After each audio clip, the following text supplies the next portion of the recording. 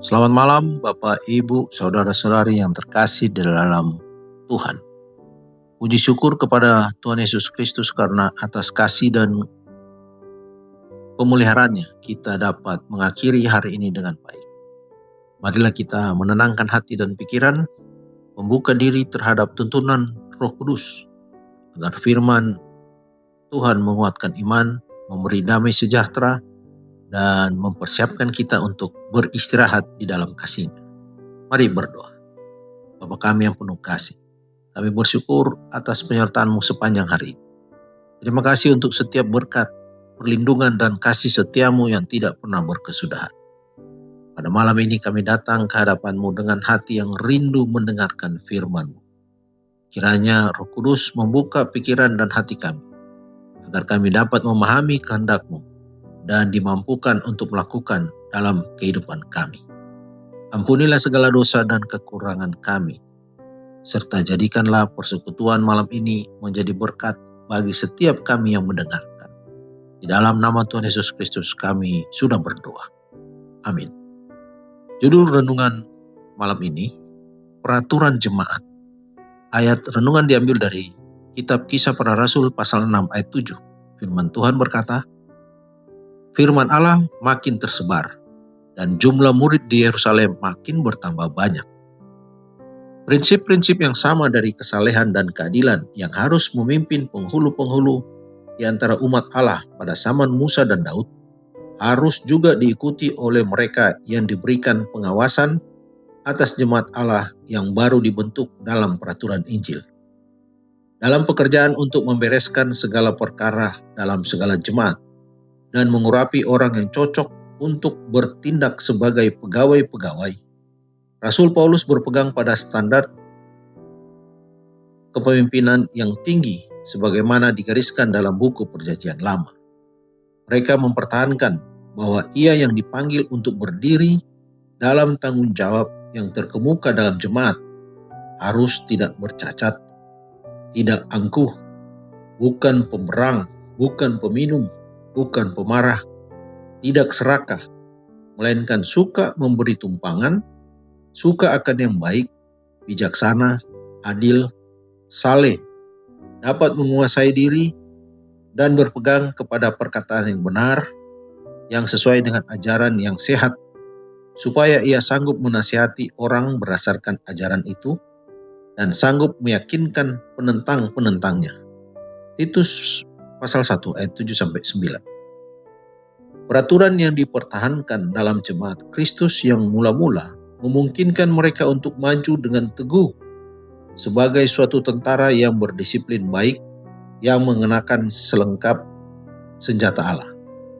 Kumpulan orang yang percaya yang tersebar di tanah yang luas adalah anggota-anggota dari satu tubuh. Semuanya bergerak dengan peraturan dan dengan selaras satu dengan yang lain. Bila pertikaian timbul dalam jemaat setempat, seperti kemudian timbul di Antiokhia dan di mana saja, orang-orang percaya tidak sanggup bersatu dengan sendirinya. Persoalan seperti itu tidak diizinkan menimbulkan perpecahan di dalam jemaat, tetapi diserahkan kepada sidang umum di seluruh orang percaya yang dibentuk dari delegasi yang ditunjuk dari berbagai-bagai jemaat setempat, dengan rasul-rasul dan tua-tua dalam jabatan tanggung jawab kepemimpinan. Dengan demikian, usaha iblis untuk menyerang jemaat di tempat-tempat yang terpencil dihadapi dengan usaha yang dipersatukan dari semua pihak, dan rencana musuh untuk mengganggu dan membinasakan digagalkan. Sebab Allah itu tidak menghendaki kekacauan, tetapi damai sejahtera.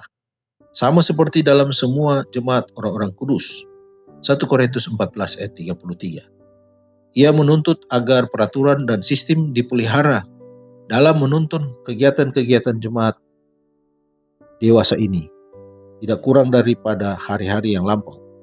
Ia menginginkan pekerjaannya dijalankan dengan teliti dan tepat, supaya ia dapat menempatkan di atasnya meterai persetujuannya. Orang Kristen harus dipersatukan dengan orang Kristen. Jemaat dengan jemaat, perantara manusia bekerja sama dengan ilahi. Setiap alat tunduk kepada Roh Kudus dan semuanya bersatu untuk memberikan kepada dunia kabar baik tentang anugerah Allah. Dikutip dari buku Alfa dan Omega jilid 7, halaman 79 sampai 81. Mari berdoa. Bapa kami yang di surga, kami bersyukur atas firman-Mu yang telah kami baca dan boleh menjadi perenungan pada malam ini. Terima kasih karena melalui peraturan jemaat, Engkau mengingatkan kami bahwa segala aturan yang dibangun di atas firman-Mu bertujuan menghadirkan ketertiban, kasih, persatuan, dan pertumbuhan rohani dalam gereja-Mu. Tolonglah kami agar memiliki hati yang rendah, taat, dan setia dalam mendukung pelayanan gereja, serta menghormati setiap tata tertib yang selaras dengan kehendak-Mu. Kiranya hidup kami menjadi teladan yang membawa damai, membangun sesama, dan memuliakan nama-Mu. Kini kami menyerahkan malam ini ke dalam tangan. Berikan kami istirahat yang tenang, pulihkan kekuatan tubuh, pikiran, dan jiwa kami, serta bangunkan kami esok hari dengan semangat yang baru untuk hidup setia melayani. Di dalam nama Tuhan Yesus kami sudah berdoa dan bersyukur. Amin. Selamat beristirahat. Tuhan Yesus memberkati.